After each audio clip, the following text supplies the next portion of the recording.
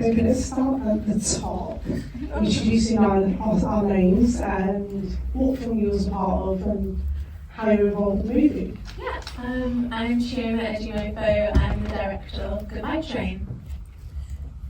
Hello, I'm Luca PaulliAn and I'm the production designer of Goodbye Train. Hi, I'm Luca and I'm the animation director for YOUDir. I am Jazmín CaratiniA. I am a director, producer, / almost everything of Not Heard, No Escuchado. Smashing, brilliant. Thank you all for being here tonight. What was it about the story that you felt needed to be told and needed to be produced at this time? What was the sort of emphasis that was happening for you that you felt, okay, this could be really... What inspired? Yeah, what was the inspiration? In 2019, I went to the theater to watch a movie. It was an animation. And after 5 minutes of the movie, there was no audio.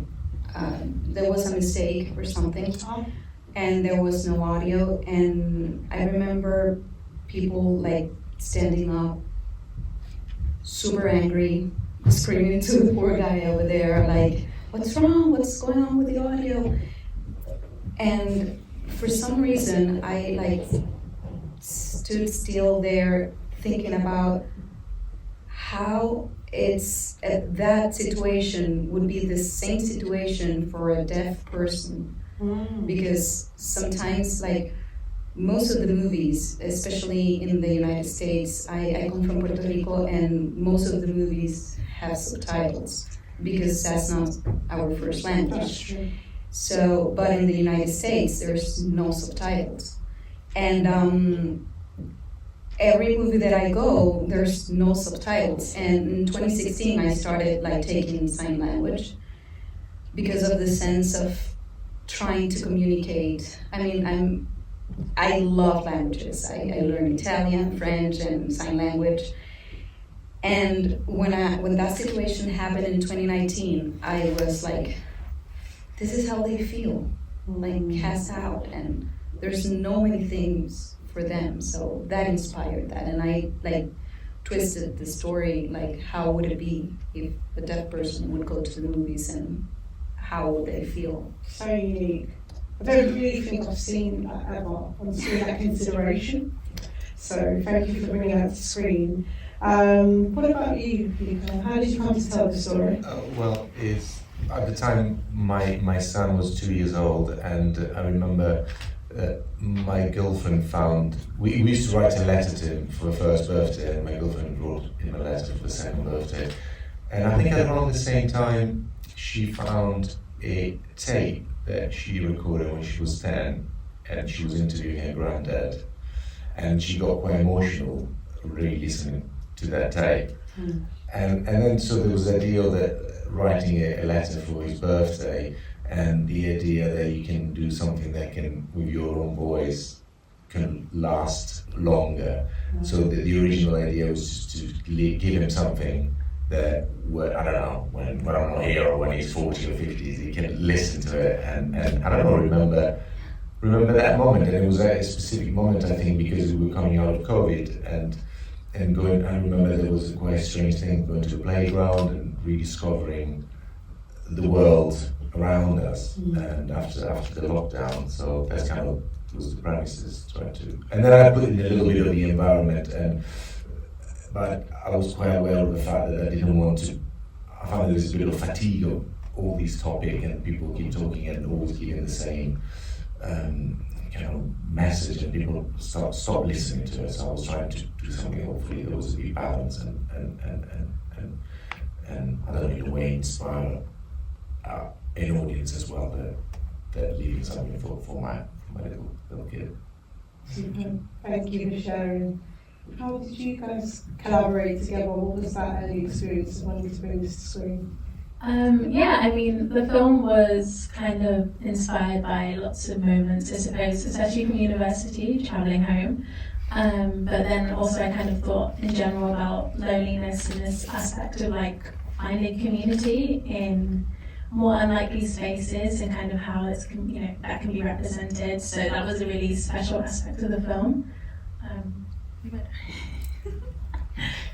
I don't really know what to add, but today was my first time actually watching it in full. So, and seeing the story in its entirety, it was actually quite special to see how, from a production design standpoint of view, that it created quite an intimate environment for the characters to be vulnerable and break down. And it also resonated with the idea of how we are very vulnerable in very public spaces and how community is cultivated in the most unspoken of places. Superb, thank you. Can anyone of you speak to any challenges that you had when making the movie? Because the truth is, making films is almost like a miracle in itself. Even if it's 50 seconds of footage, you're like, oh my God, we did it, guys. And as you can see in the credits, a lot of hands, a lot of labour goes into producing this at this standard. So can you speak to any challenges, just a little bit along the way that you found? How you Trying to fit 20 to 30 people in one carriage. How many 30 people? I think about 20 to 30 people on a one carriage train, hopping over tables to drapes and curtains.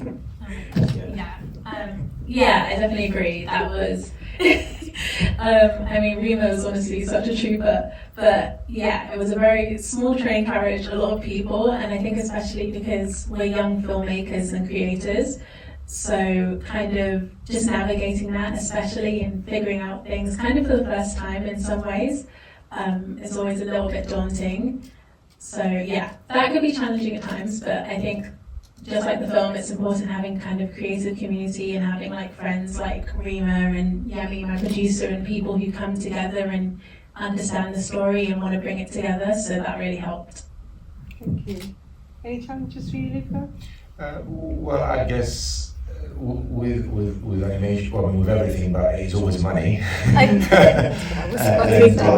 guess because with less money you can do less, I guess, and it was trying to find the right balance. But overall, I really enjoyed it because I managed to work with a few people and that I like, and I had a good relationship with the producer, which is this guy I know for 20 years, and we had lots of conversation about the film. So yeah, it was a challenge, but also it was nice. Sometimes limitations are interesting to make you think of creative solution. And yes. Good. I would say money as well, but it's good to have friends, and it's good that also when I shared the script with the mayor of this particular town that we shot the film in Puerto Rico, he was in love with it, and he opened the doors for me for the town and for the movie theater, which was really hard because obviously I had to shoot it in a movie theater, and who's going to close a movie theater for a short film to shoot something? So they did for me. I had a time, of course, at this time it should be done. Right. But we did it. We shot it Get it done. yes, it's good to have friends, and and the budget obviously limit you, because at the end I wanted a crane and goes down. No, that's not gonna happen. It's gonna be my next question. different. If you had 10 times the budget, what would you have changed or done differently? Yeah, that final scene where she comes back, it was supposed to be a crane and goes, and you can see a whole plaza, the whole plaza. Right. But no, husband, you have to. And yes, A little pan, a little track. yes, yeah, but it would be that. I think I was blessed to have most of the things that I wanted. Good. 10 times the budget.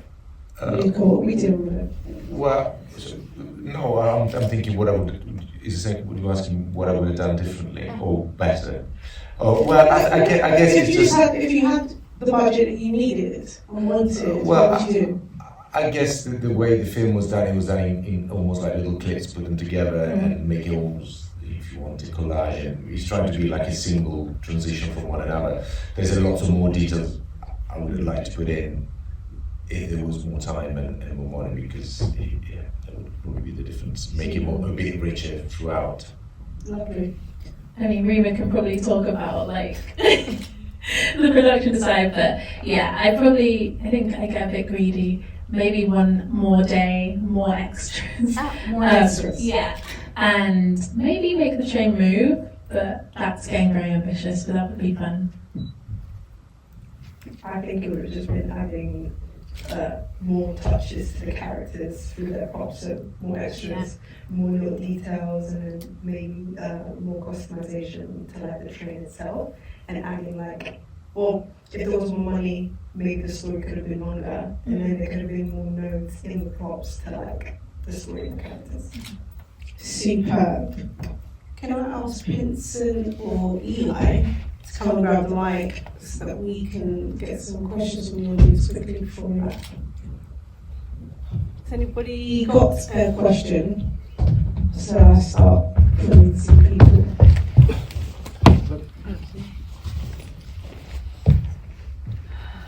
Any questions in the audience? Don't be shy.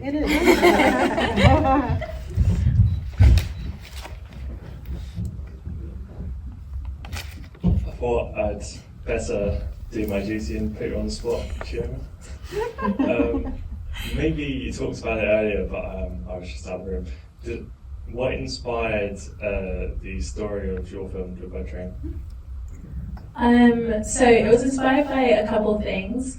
One was this, well, I really wanted to explore loneliness, I think especially post-COVID, and also just more from the youth aspect. I was thinking a lot about my experiences in uni and like feeling kind of displaced with it, because even though I didn't live that far from home, it was still new, and I was thinking about how it's like a completely different experience and just aspect of life.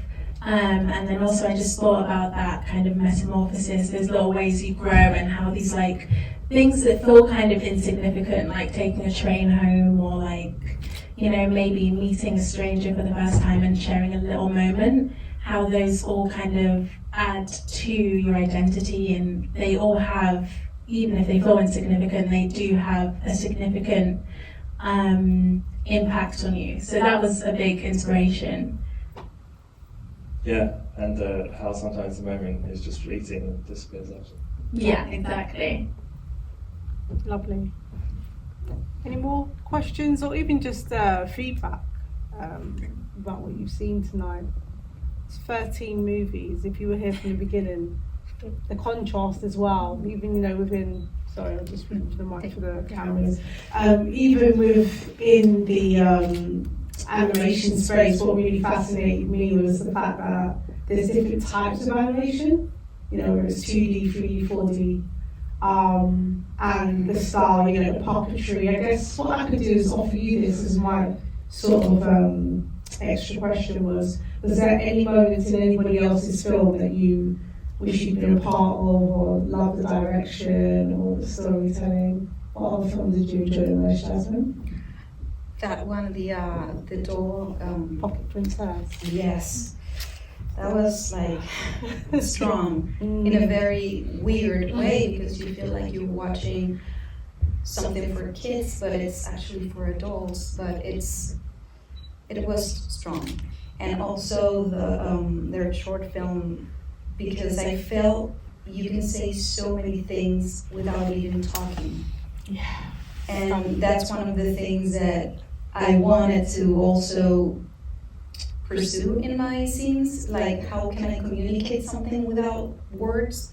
And I felt it in the train. And the last story as well. Like, I think like every short film has its uniqueness. Brilliant.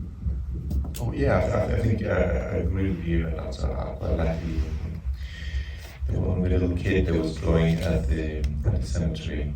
That was quite nice place, quite nice story. I like Essex Girl, I think it was. That was nice. And the other one about Man Code. To be honest, they were all brilliant. It was a beautiful journey, I have to say. The program was very enjoyable, and I really enjoy all the films. And everyone has a nice moment, a nice story, I think. Thank you. Yeah, same. I loved Essex Girls. Really related to some bits, which was nice. And yeah, I loved Man Code and Now and Then. And what's it called? Yeah, the cemetery one. What's the young? The Iranian to Tokyo. The Iranian. Yeah, I loved. Chick moved to Japan. Yeah, I just love that kind of the very beginning, the flip page, kind of like this crayon almost of all these different landscapes was so cool. Really interesting. Pretty similar. I really loved Essex Girls because it was quite nostalgic in many ways, and then Man Code and the vulnerability, the queerness, and like really trying to come with yourself and be more comfortable. I loved the scrapbook of the Iranian movement to Japan. Quite a few of them have very unique stories. I loved your story, just because over the years I've been trying to learn more about BSL as well, and like the barriers of language and how we communicate without words. So a lot of them use language ones because Italian. But yeah. You totally threw me off because I'll be honest with you, that's the first time I've seen the movie. I wanted to save it for the big screen. Me and my husband don't watch pretty much any of the submissions, so this is the real treat seeing the official selections. Because I heard from you earlier, the other Q&A in that section was talking about your Puerto Rican roots and stuff. I was totally like, okay girl, she seems to be herself on the screen. I mean, that's phenomenal really. So thank you so much for sort of shining the light on that, and that sort of duality of diversity all in one shot, like the skateboard and that representation. Because it does get clubbed together, it's very different. Obviously, that's about sexuality, but diversity in general, and not being heard, not being seen. That threads that you just link together in such a subtle but powerful way was just really sensational. So it's just that the theater moment happened by the end of 2019, but then in 2020 happened the situation of George Floyd, and that's how I wrote this second scene. Right. Because I felt like two parts of these two characters, like sometimes we focus so much in our situations that we forget that the other people are going through some stuff as well, that like happens in the train. And I wanted to, the story is about her, but at the same time, she has to put herself outside to see it outside. Like, she's not the only one with a problem. Sure. And she doesn't find out until she meets him. Yeah, sure. So, yeah, it's a lovely bit of intersectionality. Is there any more burning questions, testimonials, feedback for the filmmakers before we wrap up for this evening? Go on then. Let me know if you can hear me or not. yeah. Okay. I was going to ask, was it all one take, the fine dining film? Because looking back at it, I realised I wasn't sure if it cut. I think it was. I mean, I'm not. It's not part of the production, but I was commenting that to my friend as well. This is one shot. Yeah, changed. Yeah, there was no cut. I didn't notice a cut, apart from the friend came in, but maybe that was just, it was just one shot. Come back. So that was a great observation, actually. Panning a lot. So Yeah, exactly. Just sort of zooming in, zooming out, and the two-shot sort of news wide. It was beautifully shot as well. The colour grade was incredible. So we're going to bring the Q&A to a close. Can we clap it up for Chioma, Luca, Rama, and Jazmín, please? Thank you. This concludes the Peckham Film Festival 2024 Day 3. We go to Day 4 tomorrow with programming starting from 2 o'clock, so it's an early Sunday afternoon. go to church, eat some Sunday lunch, and come and join us. We'll be here at Screen Free with simultaneous programming throughout the day. You can follow the action at BU Film Fest on Instagram, follow the filmmakers, keep up the story, share what you've learned tonight, and God bless you. Good night. Good night.